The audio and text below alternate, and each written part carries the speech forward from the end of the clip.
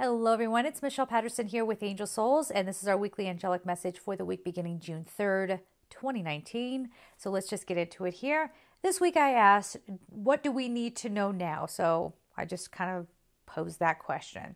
And the answer, this is a time to keep with the momentum of growth. Whenever you doubt, then retreat.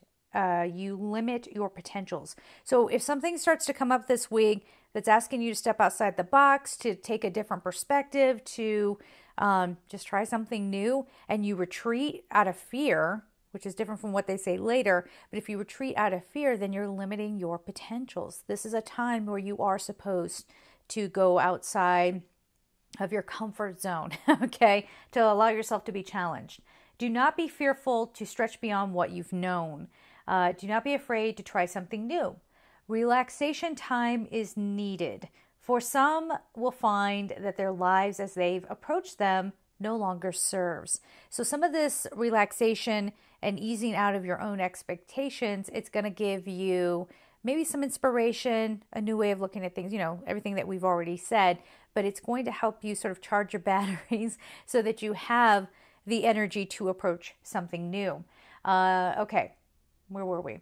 Retreating in this way, and they underlined it, in this way is beneficial. Do you see the difference? So if you're going to do any sort of retreating from something, for some of you, this is backing off from something that has not been working. You're not stressing yourself out to try to figure it out right now, but you're just giving it some space so that you can come to a deeper understanding about the direction that you're heading in, come to a deeper understanding about your approach. Okay, and give yourself that growth momentum, keep with that growth momentum as they've been saying, because you might find that you come back to a project later on, but now you actually know how to approach it. Okay? You have some inspiration on how to carry forward. All right, much will throw you off, so be ready for that. There's a lot of things coming in and trying to rattle you.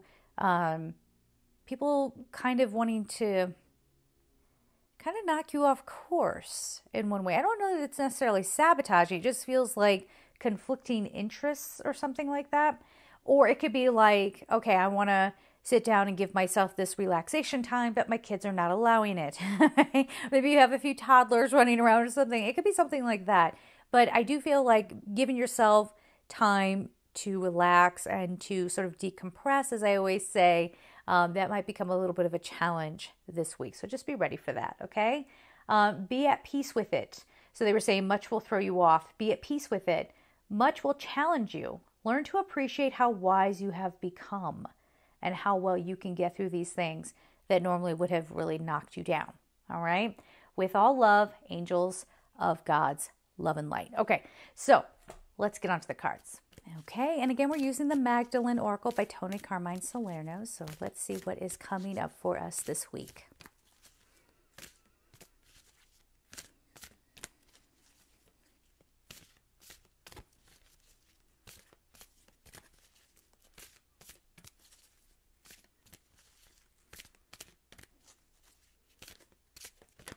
Okay, so that should do it right there. I do want to just kind of hit pause here before we pull the cards.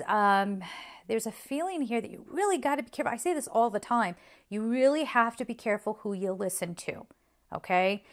I'm hearing guidance professional, and this person, for some of you, or whoever you kind of hang on to their every word, you're finding out this week maybe, not that they're bad, I don't want to put it that way, but like it just, the messages just don't resonate anymore, or you're finding that you've been kind of manipulated in a little bit of a way.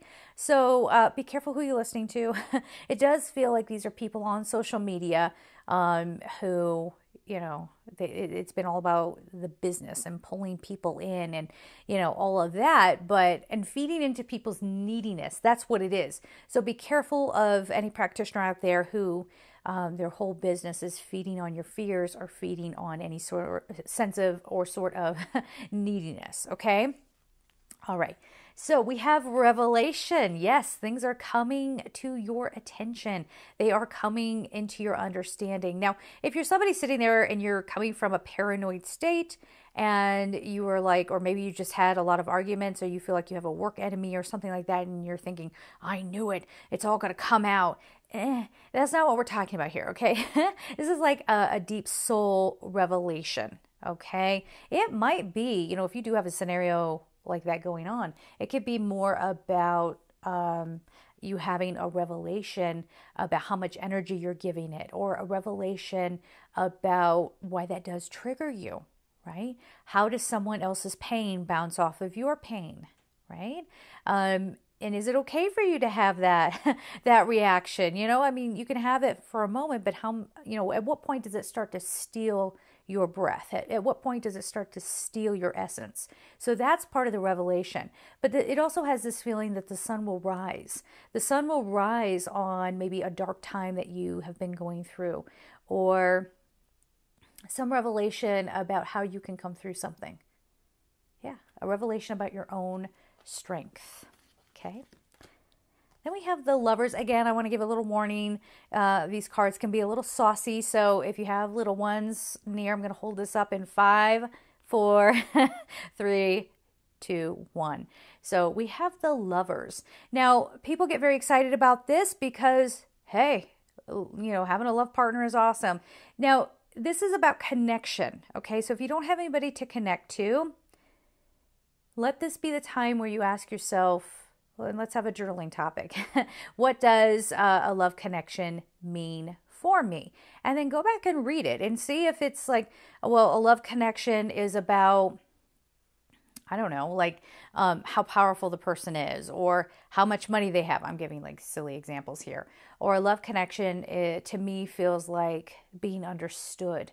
Or if you end up journaling and you go back and it's about having a soulmate connection, go deeper. What does it mean to have a soulmate connection? See, a lot of times people want to hook on to that idea, not fully understanding that soulmates bring the lessons. Look out, okay? But they will hold on to that concept because really perhaps what they're asking for is an end to the suffering of the potential of being left, or the heartbreak of a breakup, or, because every time somebody asks me in a reading, who is my soulmate, it's who will put me out of my misery by loving me and not making me be out in this dating world anymore. Who can I settle in with and feel vulnerable with, feel like I can connect with them.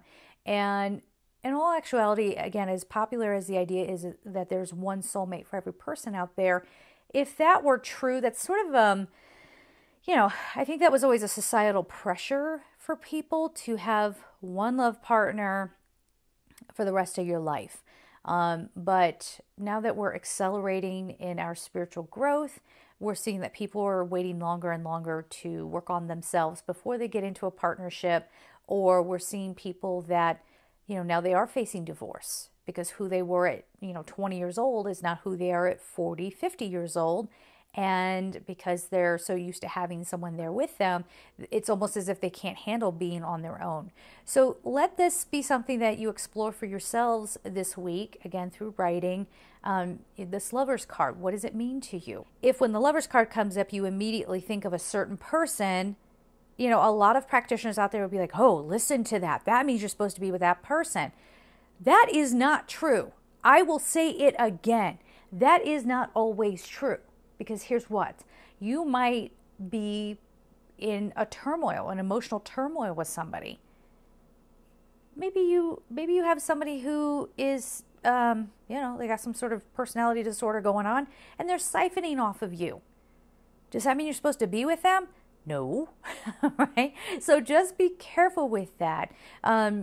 If something hasn't worked out, if there's some bit of toxicity there, what does the Lover's card mean to you? It's asking you to look at your patterns. It's asking you to look at what you truly want out of a love partnership. Okay? All right. And how could I forget the revelation around that? And for some of you, especially if you are someone who's chronically single, it could just be part of your life's path to be independent, to be walking that path. And of course, having the support of your fellow humans on this earth. But, for some of you, it's a revelation of what love really is. Okay? It's not about being with a partner who looks good on paper. I knew a couple, they were married, and it was kind of a toxic dynamic, and they called themselves twin flames. Oh, there's that term, twin flames. And I'm looking at them thinking, my heart aches for both of you, because this isn't going to end well. This isn't going to end well at all. But they were so convinced. They got a concept and they hooked into it. And that's how they function. And guess what? They're robbing themselves of real love. Okay? So I think this is a kind of time where you have to decide, do I want to play pretend with a love partnership, or do I want something real? And if it's real, what does real look like? What does it feel like? What is that experience? Okay? Then we have the real you. I love how this is shaping up. I mean, this is pretty self-explanatory, but you're coming into your own. And there has to be some revelation around who you actually are. Now, this isn't about playing the blame game. This is about you taking accountability and saying, hey, you know what? I am in this love partnership with this person that doesn't work with me because I took on all of his interests, or I took on all of her interests, or I changed who I was in order to be a part of this relationship. You're coming out of that. You're coming out of that now, and you are looking at who you really are. And for some of you, you might realize that you need to develop a relationship with yourself first. There's nothing wrong with that. Okay. And then we have Guardian Angel, which is a lovely card to have, showing that you needn't be afraid because you are being guided. Angels are not here to live your life for you. They are not here to tell you what to do. Nobody should ever be telling you what to do. Do not ever give your power away like that. Now, if you choose to get a reading, try to go with a practitioner. I offer personal readings as well, but try to go with a practitioner that helps you figure things out on your own. Doesn't just tell you what to do, because that person is literally like sticking a straw in your energetic field, and just, because then then they are super important to you, and then you become disempowered, and guess what? Now you need to keep paying them for you to feel normal. Does that make sense? So take your power back. Okay. Again, that's different. I know lots of great practitioners, that are very, very encouraging. They're more like soul buddies. They sit with you. They help reflect back what maybe you've become numb to, or maybe what you're afraid to look at for yourself. Okay. But really just be careful. Be careful with who you're listening to out there. Okay. So let's get the color card going and let's see. Oop, almost dropped the deck. As I do, All right. What do we have for this week?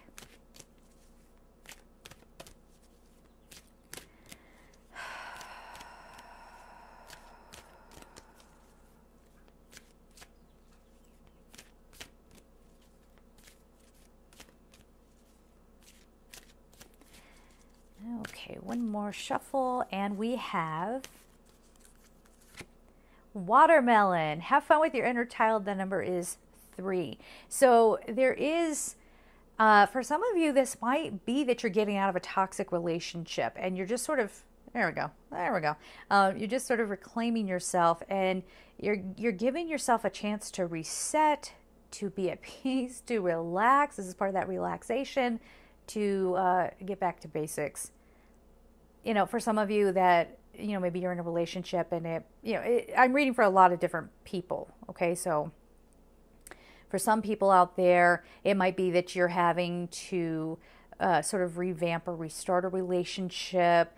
But again, that would only be a few people. This card is talking more about getting the toxicity out of your life so that you are free to connect into yourself, to have fun with your life, to enjoy it, maybe without being controlled by somebody else, or to have their expectations put upon you. If you have ever done online dating, you understand, like, I remember, I don't do it anymore, but I remember when I'd have guys basically write to me, and they had this whole list as if I were applying for a job.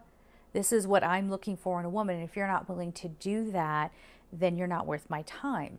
I would hear people say, well, you have to get along with my family. And people out there will say, well, what's the problem with that? My love partner should get along with my family. Yes, but it shouldn't be forced, right? I used to have people say, guys would say to me, well, my friends are going to have to be your friends. Maybe your friends annoy me. I don't know your people. I don't know. What if I don't have anything in common with your friends? You do, but I don't. So this is that kind of thing where, societally speaking, we've been kind of trained, especially if you're a woman, you've been trained that you're supposed to make a man happy if you're a straight woman. Or that you're supposed to sacrifice who you are to be in a partnership. And that's not happening anymore. And you're going to be getting guidance on how to move away from those kinds of dynamics to be the real you, to get into a partnership if you're looking for one, right? A partnership that really does help you grow in a very significant way, and not out of fear, not out of pressure, not out of controlling or having to be responsible for someone else's happiness. You know, there are some men out there who maybe feel like you have to constantly keep validating your girlfriend if you're a straight guy, or, you know, if you're a gay man, you're having to, I feel male energy here, that's why I'm saying male, having to constantly validate your love partner because they're so insecure that they can't be 10 seconds away from one of your text messages. So you feel me here? It's a lot of different examples we could pull on, but it comes down to this. Okay, you're getting the toxicity out of your life, you're handling things, you're having those discussions, but give yourself some time to sit back, relax, and, you know, just get back to you. Okay, that's going to make you healthier for a partnership. Okay, so we're going to leave it there, guys. I'm sending you so much love, and take care.